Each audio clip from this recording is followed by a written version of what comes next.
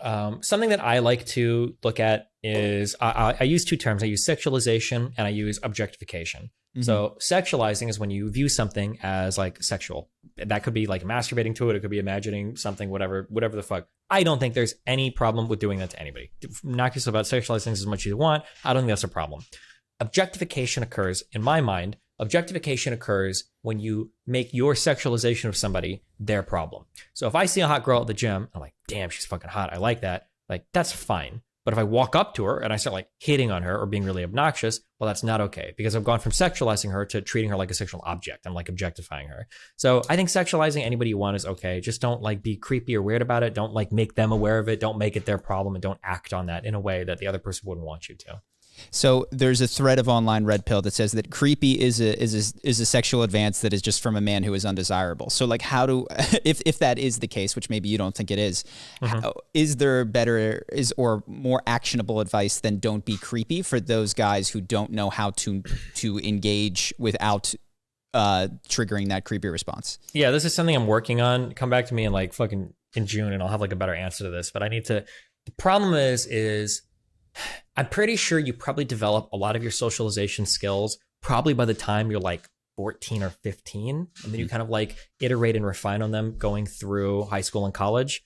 But like if you're getting a guy that's like 22 and they're asking you like, how do I not be creepy? Like, I don't know. Like I can tell, I think if you're a socially adept person, you can tell immediately if it's creepy or not, right? If I go up to a girl and I say a couple things and she kind of like glances to the side or she's got like the laser vision where she's just like looking on her phone and not talking to me, like I immediately like, okay, this person does not want to talk to me. Like I'm cringing at myself and you walk away. But I've seen other guys that will lean into those conversations so hard and it's like, bro, do you not see how fucking awkward this is right now?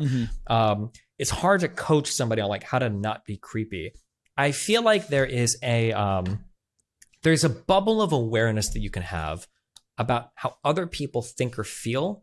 And if you have that, it helps you socially. And if you haven't developed that, you're going to be lost at sea. Like I can tell pretty reasonably, like how good of a time is the person I'm with having right now? How do they feel about me? How do they feel about themselves? How do they feel about the night? This conversation I'm having, this stranger at the gym. Like I have a pretty good intuitive sense of like how they feel. I can tell by their body language towards me. Are they receptive? Are they laughing? Are they making eye contact? Or are they kind of like cutting me off? Are they being like very short, very curt, kind of like looking at their phone the whole time, not making eye contact, trying to like move around, right? Versus somebody that's like trying to stay in your butt. Like but I can't give you like a list of these. Like here's like 15 sites, right? It's just like a developed intuitive sense of like being around other bodies and being around other people and kind of figuring out like this person likes me, this person probably doesn't like me very much.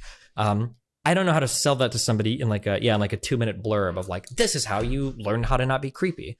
You're making me realize, I mean, so I've got this channel, Charisma on Command. I did coaching. It started related to dating. Okay, yeah. And no, so I mean, you're actually just, I realized that I actually had that highly developed. It was hair trigger sensitive to the degree where I was so shy. You know what I mean? Because I was always, I creeped him. Like I didn't want to talk to anybody because there was that fear. And the people who I was able to help were people like me who came with perhaps an oversensitive, you know, and it's like, look, you can hang in there a little bit longer. You could say hi. Like they're not immediately wanting to get rid of you.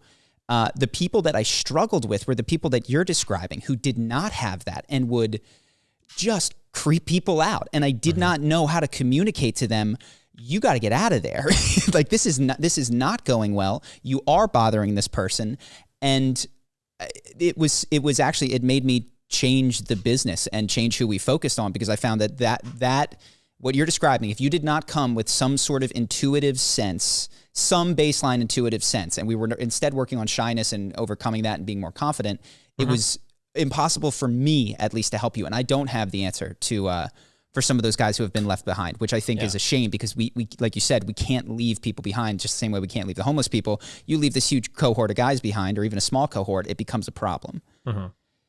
There are things that we do that become automated processes, and we don't realize how complicated they are. Like walking is an incredibly complicated interaction between so many different, your proprioception of where your limbs are, the balance that exists inside your inner ear, all of these different muscle groups that are coordinating. It's like walking is, you're not actually dragging anything. You're falling forward and catching yourself while lifting your back foot at the same time, and you're doing all of this. If you were to try to explain to somebody like how to walk, Yeah. It's actually incredibly complicated. It wouldn't surprise me if there's more than like 60 or 70 different muscles from your toes to your shoulders in terms of like how do you actually walk. So like you either learn to walk and you do it and you coordinate all of it, or you can't. And then trying to explain that from the ground up is so complicated. And yeah, I want to think about this more because I don't like that I don't have a good answer, because the red pill guys will talk all day about like, oh, you need to do this and blah, blah. It's like bullshit. I don't think that works. But if I don't have an answer, I mean, why would you listen to me on it? Yeah, I don't know. I'll try to figure this out more, but I don't have a good answer. I just know that when I'm talking to people, I'm never thinking like, okay, I need to ask these 4 questions. I need to make sure that I maintain enough eye contact, but not too much that it's creepy. I need to laugh and touch your shoulder. I'm never thinking of that. All of it is like incredibly intuitive to where like, if you ask me like, how does this person feel? Like, oh, I think she's having a really good time. She likes my jokes. I'm paying attention. I've asked her really interesting questions. Like I just have like a back and forth that I feel very intuitively. And yeah, that's not sad. That's a shitty answer to anybody. Oh, you just got to feel it out, dude. Be yourself. Like that doesn't work, because if that worked, obviously they wouldn't be coming to you for fucking advice. Well, what I was luckily able to do, I mean, you're like, I never thought of that. I was like, oh shit, I fucking did. That was, I wasn't that in my head. But what I was able to do was, I think I had a baseline of intuitive human understanding, but it was underdeveloped. And I had to think of one thing that I was going to do in conversation. It could only be one thing. If it ever became more than like, hey, I'm going to do this, this, this, this, and then it became totally robotic and you lost that connection. But in terms of just moving one thing at a time, which is, I don't know, you're making shitty eye contact, like stop looking at your feet, or like make sure to stay in conversation with that barista or that Uber driver for one sentence longer than you feel comfortable for, because otherwise you'll just run away at the first sign of silence in a conversation. Like those little things over time worked very well for me, and I think they work well for our audience. But yeah, I have not been able to do the person that was starting from like, I don't get it at all. I cannot feel what's going on here. Yeah, what you're saying, I mean, sounds like how you would train any skill. That sounds correct. You're not going to take a creep and turn them into a fucking suave, seduction artist one time. It's going to be with like, take a small fucking thing, and then like ingrain that so deep into yourself that you don't have to think about that thing anymore. And then we'll give you like another strategy, right? Yeah. Stop talking so fucking much in a conversation and let the other person answer a question, right? Don't try to cut them off. Like focus on that for like 3 conversations. And then the next one, practice complimenting something that's not creepy, right? Compliment something that somebody put effort into, not a body feature, right? So like your hair looks really nice is a lot different than like you have nice eyes, right? Or your dresses are like cheat codes for women. Anytime a woman wears a dress, you can always say, oh my God, that's such a cute dress. And every woman will like it no matter what, because they don't usually wear dresses, like stuff like that. Yeah. Building like little things like that into your repertoire and then practice them until they become second nature. So you don't have to think about them, because I would imagine at this point, or I could be wrong, but I'm guessing that when you talk to people, you're probably not going through all these checklists now, because you already did all that. And now it's just kind of like part of how you interact with somebody, right? Yes. And now it truly is, it is the cliche advice of be yourself is what I tell myself most often. But like that's because you've crafted yourself. Exactly. And it's for whom am I giving advice? And it's like, because be yourself is the most obnoxious, shitty advice that you can offer to someone who is really struggling. Exactly. Yeah. But it's also the most deeply true.